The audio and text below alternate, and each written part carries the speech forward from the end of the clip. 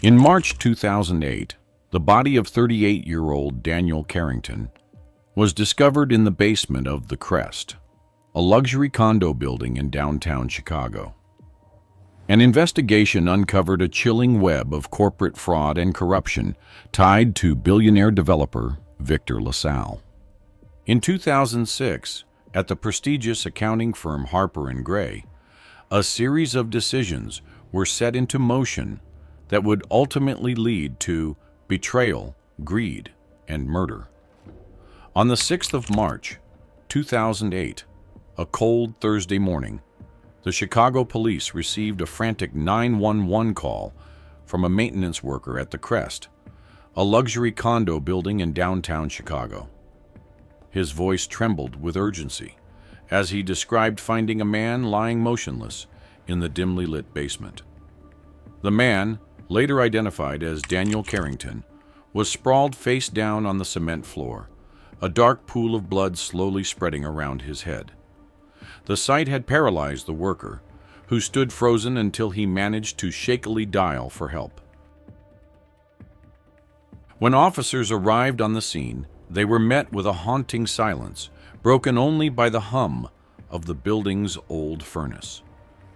The basement, primarily used for storage, was poorly lit, with flickering fluorescent lights casting eerie shadows on the walls. Daniel's body lay near the utility room, his lifeless form marked by the precision of his death, a single gunshot wound to the back of his head. The wound and the absence of any sign of struggle suggested that he had been taken by surprise. The execution-style killing spoke of cold calculation, leaving the detectives uneasy as they began documenting the grim scene. Carrington's appearance added to the mystery. Despite the violence, his expensive gray suit remained unruffled, as if he had been ambushed in the middle of an ordinary workday. His briefcase lay nearby, its contents undisturbed, adding to the growing sense that this was no random act of violence. By mid-afternoon, investigators had confirmed his identity.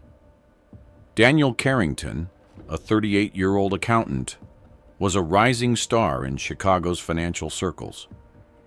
Known for his sharp mind and calm demeanor, he was admired professionally, but had few close personal connections.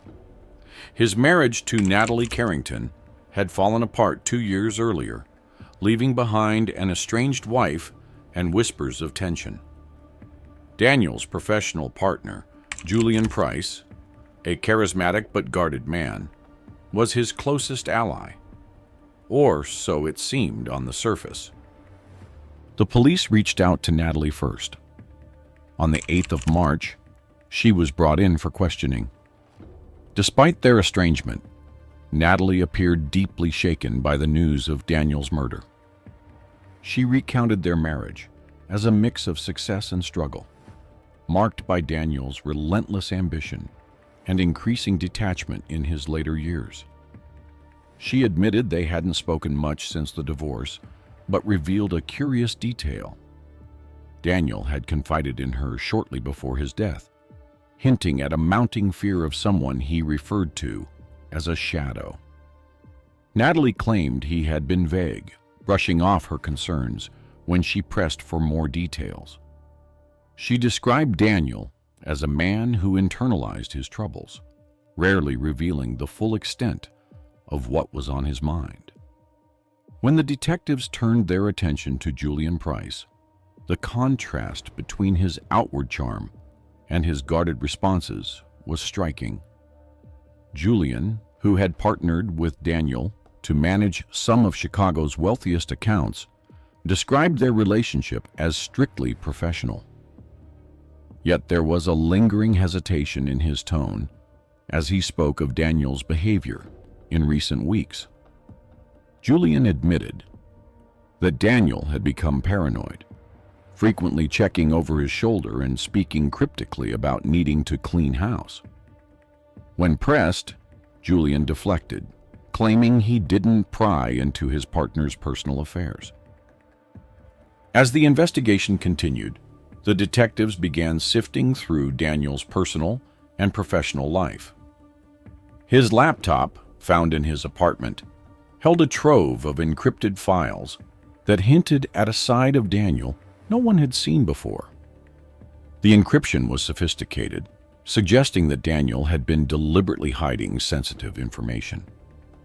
On the 20th of March, forensic analysts managed to break through the first layer of security, uncovering documents and spreadsheets that exposed a stunning revelation: a sprawling $15 million tax evasion scheme.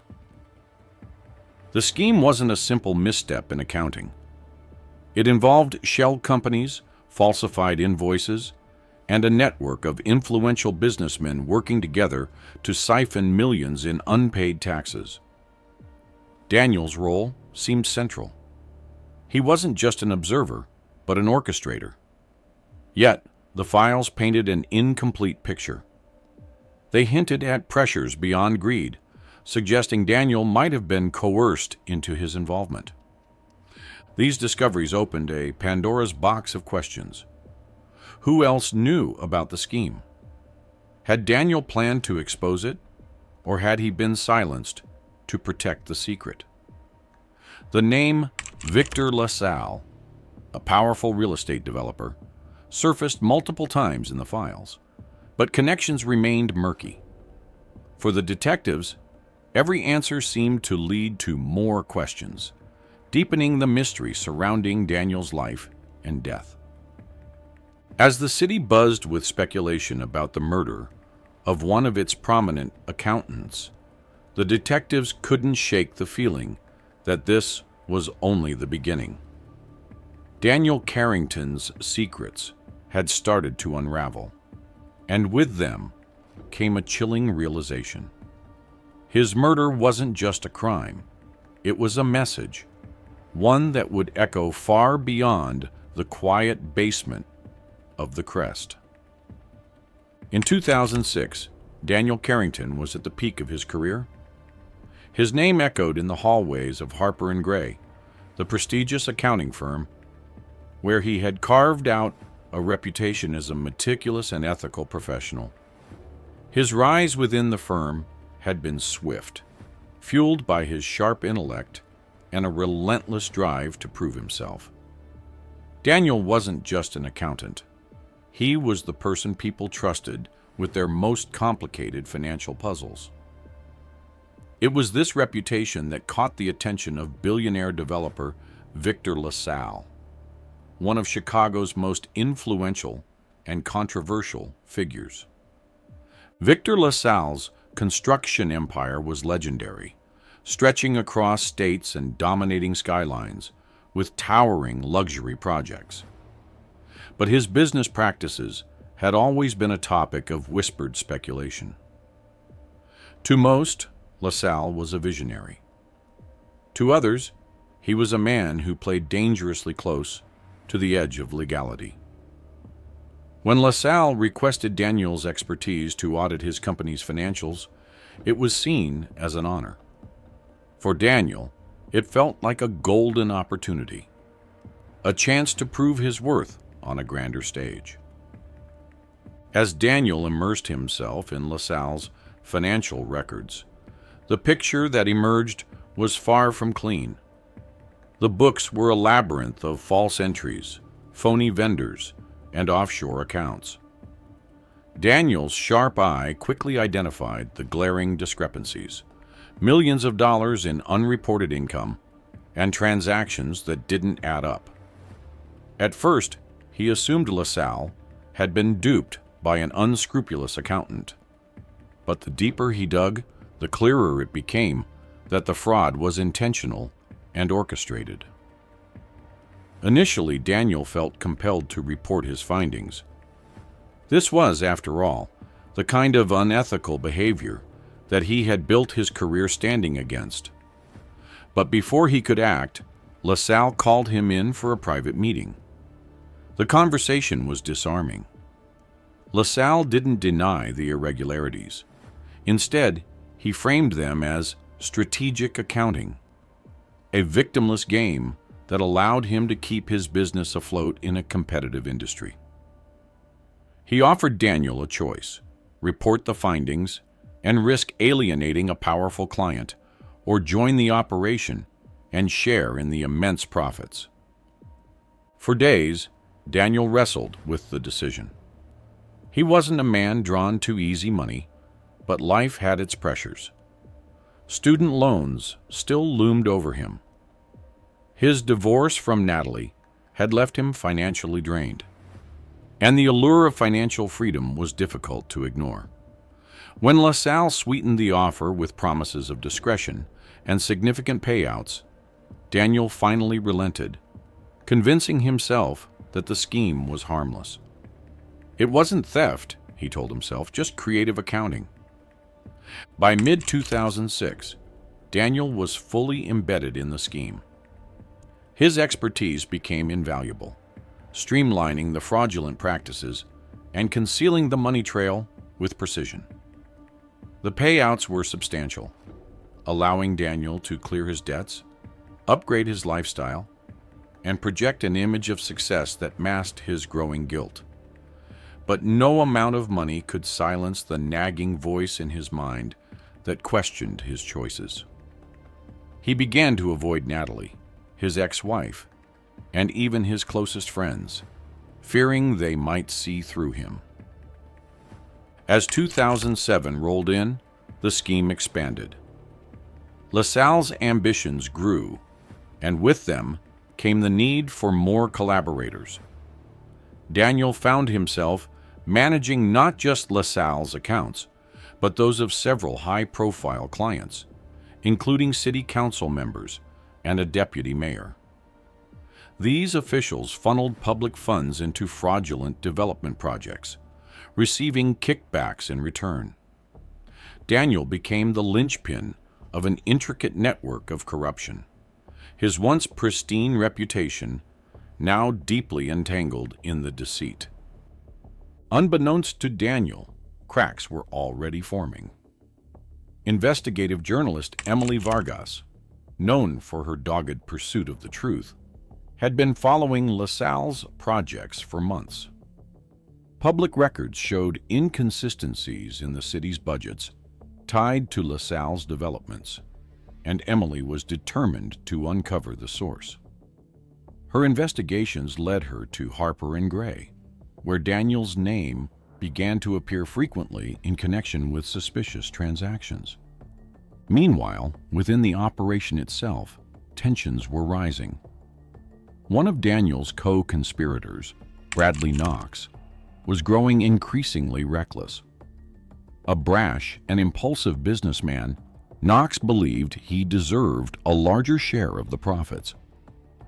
By late 2007, Knox began making threats, hinting that he would expose the operation unless he received more money. His unpredictable behavior alarmed Daniel, who knew that any leak could bring the entire scheme crashing down. The tension reached a boiling point in December 2007. At a high-profile charity gala, Daniel crossed paths with Emily Vargas. She approached him casually, her tone friendly, but her words carried an unmistakable edge. Without revealing too much, Emily hinted at the irregularities she had uncovered, making it clear she was close to the truth. Her probing questions rattled Daniel, who excused himself as quickly as possible. The encounter left him shaken. That night, he confided in his colleague and closest confidant, Julian Price. Julian, calm and calculated, advised Daniel to come forward and seek legal protection. But Daniel hesitated, paralyzed by the fear of retaliation from LaSalle and his powerful network. In January 2008, the situation took a darker turn. Bradley Knox, emboldened by his frustrations, stormed into Daniel's office unannounced.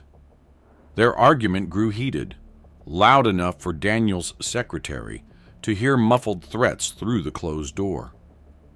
Knox demanded more money, threatening to go public if his demands weren't met. Days later, Knox's car was found abandoned on the outskirts of the city. Blood stains on the driver's seat suggested foul play, but his body was never recovered. The incident sent shock waves through the operation, serving as a chilling reminder of how high the stakes had become. By February 2008, Emily Vargas published the first installment of her exposé.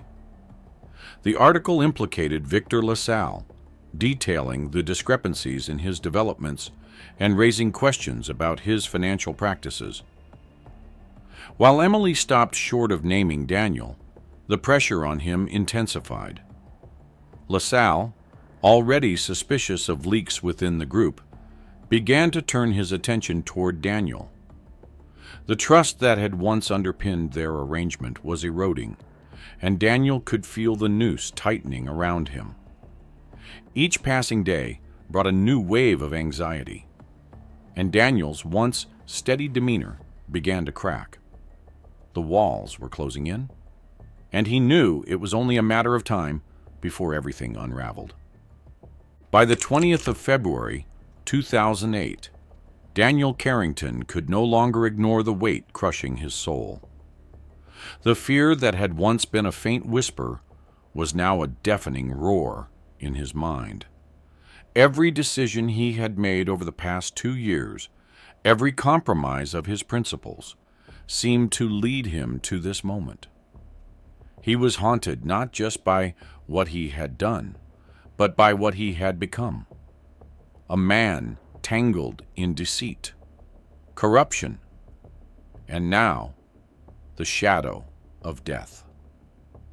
The realization had come to him slowly, but with the force of inevitability. Bradley Knox was gone, likely murdered for his reckless demands. Emily Vargas's exposé was circling closer to the truth, and LaSalle's paranoia was growing by the day. Daniel knew his involvement in the scheme wasn't just a secret. It was a noose tightening around his neck. He had been a willing participant, but now he was trapped, and the only way out was to tell the truth. Late that night, in the small, dimly lit study of his apartment, Daniel began to gather the pieces of his life that could still hold meaning. His laptop became his confessional.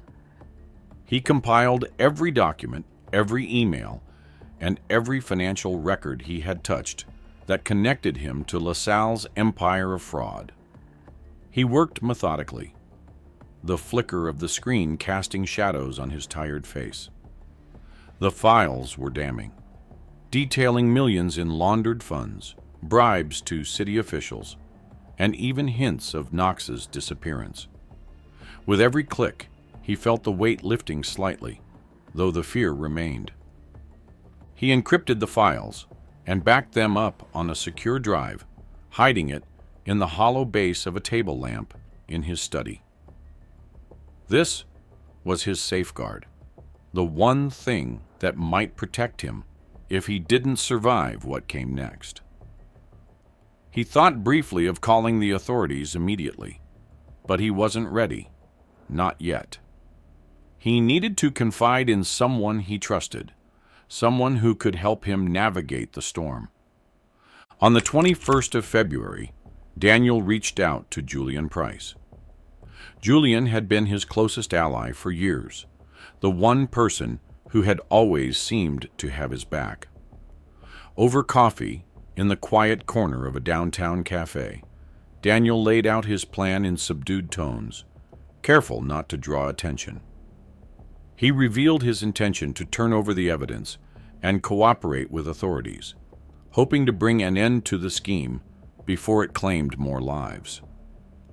Julian listened intently, his face calm, but beneath the surface, his mind was reeling. What Daniel didn't know was that Julian was already deeply compromised. In secret, Julian had been borrowing money from LaSalle to cover his own mounting debts. LaSalle's influence over him was absolute, and Julian knew that betraying him wasn't an option. As Daniel spoke, Julian weighed his options, his thoughts a mix of self-preservation and reluctant guilt.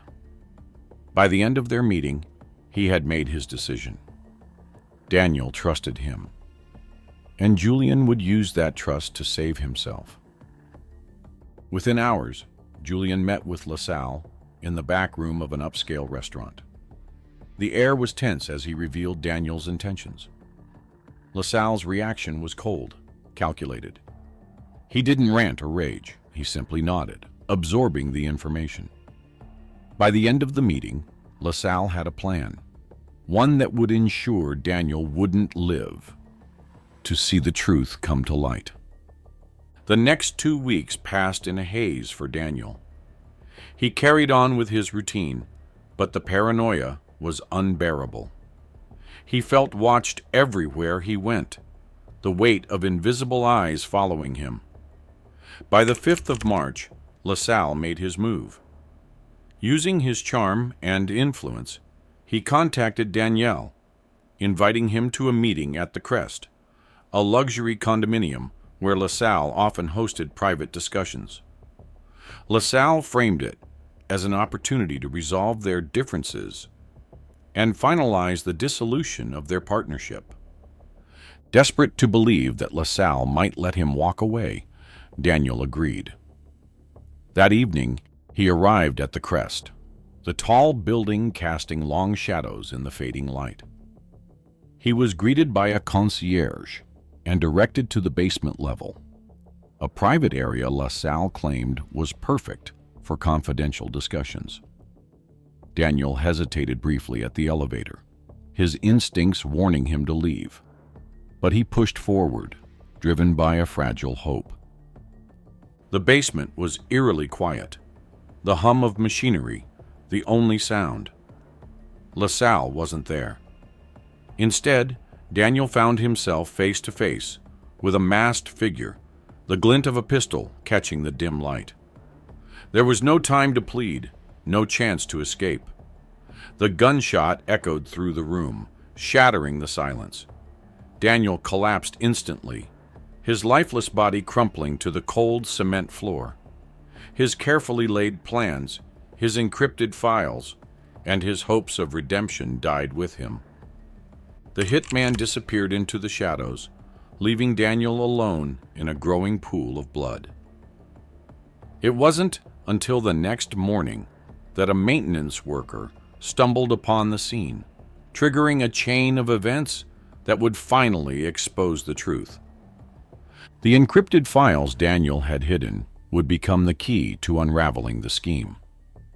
Forensic experts, working tirelessly, managed to access the data by the 10th of March, uncovering a trove of evidence that linked LaSalle, Julian, and several city officials to an intricate web of corruption. Emily Vargas, determined to honor Daniel's memory, stepped forward with her own findings, providing investigators with crucial context. Julian Price, now under surveillance, made a critical mistake. Surveillance footage placed him near the Crest on the night of Daniel's murder. His attempts to maintain an alibi crumbled, and by the 15th of March, he was arrested.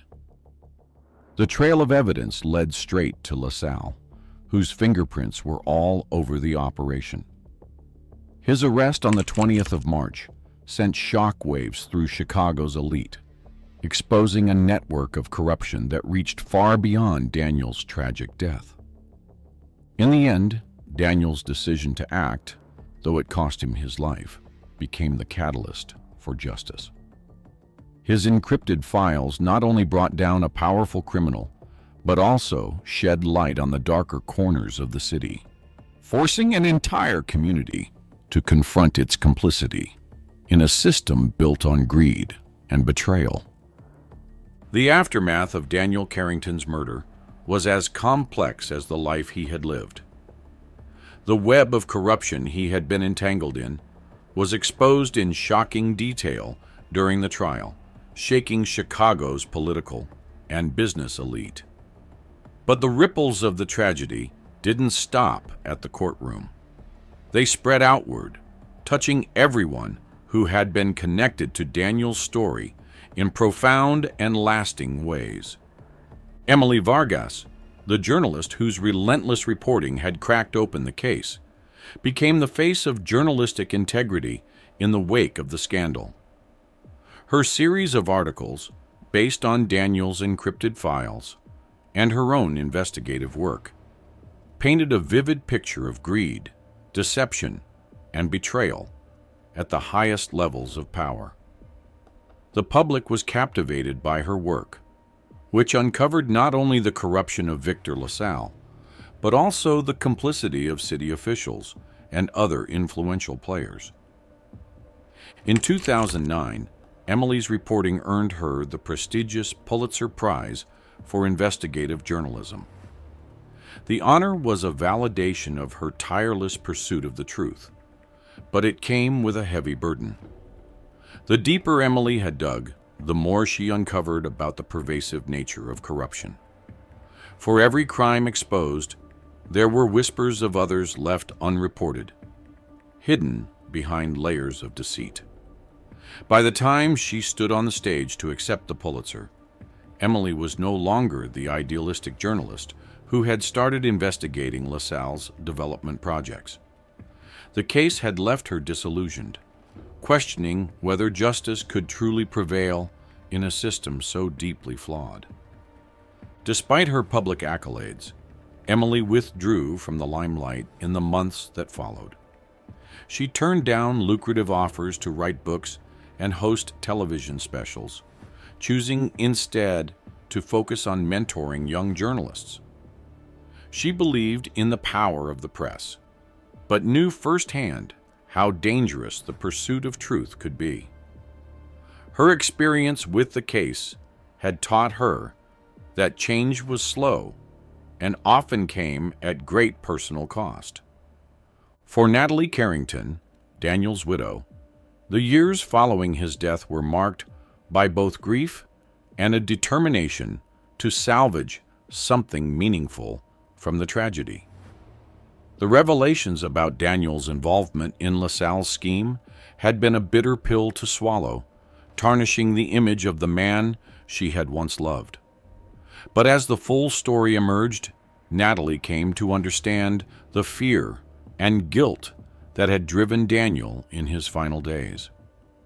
She saw his decision to gather evidence and expose the truth as an act of redemption, one that ultimately cost him his life. When a portion of the assets recovered from LaSalle's empire was awarded to Daniel's estate, Natalie decided to use the money to honor his memory.